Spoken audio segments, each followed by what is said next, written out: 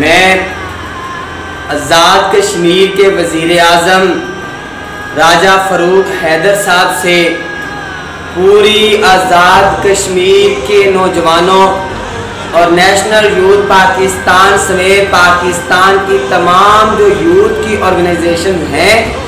ان کی طرف سے یہ التماس کرتا ہوں کہ ہمارے جو آئی ٹی کے بہنوں اور بھائیوں کے ساتھ جس طرح آزاد کشمیر حکومت کی فرعونیت،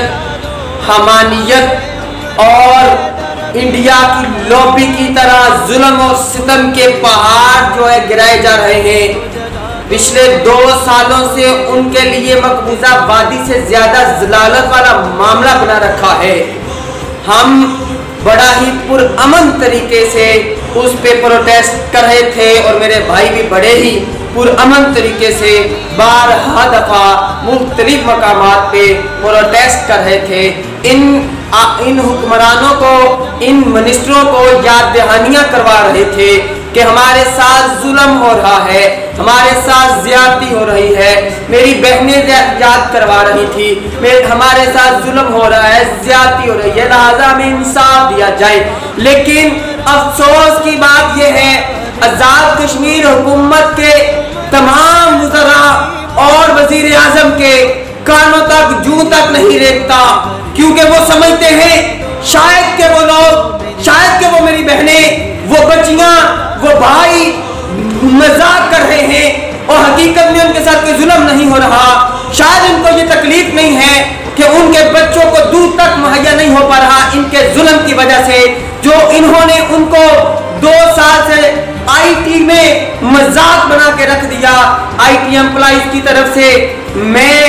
آزاد کشمیر حکومت کو اور وزیر اعظم سے التماس کرتا ہوں، خدا را اس معاملے کو طول نہ دیجئے۔ آپ کو ہم ریکویسٹ کر رہے ہیں جلد سے جلد، جتنا جلدی ہو سکے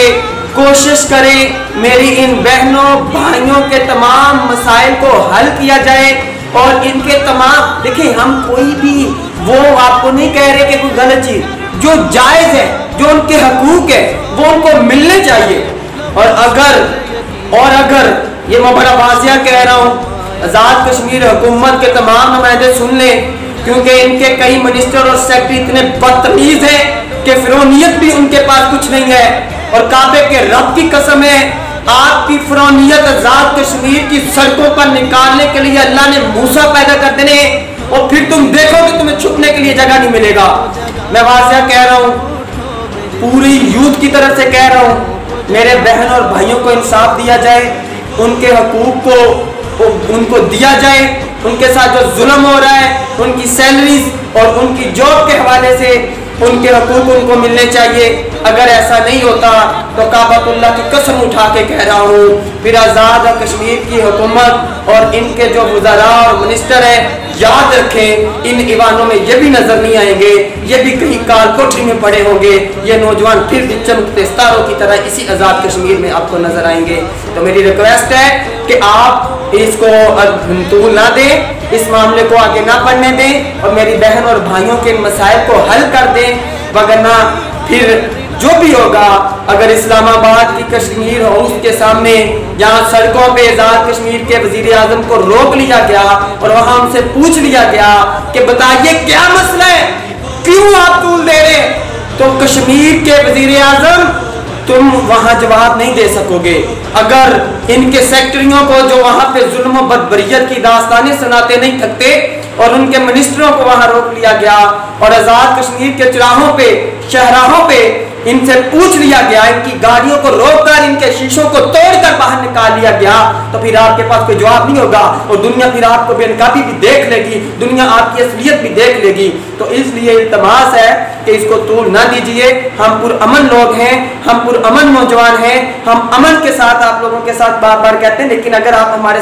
صبر کے پیمانوں کو لبریز کریں گے، ہمارے ظلم و زیادتی کر کے ہمارا حال یہ کر دیں گے، تو پھر ہم یہ بھول جائیں گے کہ ہم رہتے ہیں کہ نہیں رہتے، چھوڑیں گے آپ کو بھی نہیں۔ تو یہ بات واضح ہے کہ ہمارے ظلم کے، ہمارے جو صبر کے پیمانے ہیں وہ اب لبریز ہو چکے ہیں، ہماری بہنیں، ہمارے بھائی اس وقت جو ہے بڑی مشکل میں ہیں۔ تو آزاد کشمیر حکومت اس پہ نوٹس لے اور وزیر اعظم جو ہے وہ اس پہ ضرور کرے، وگرنہ پھر जो भी होगा उसके ज़िम्मेदार आज़ाद कश्मीर हुकूमत है, आज़ाद कश्मीर हुकूमत के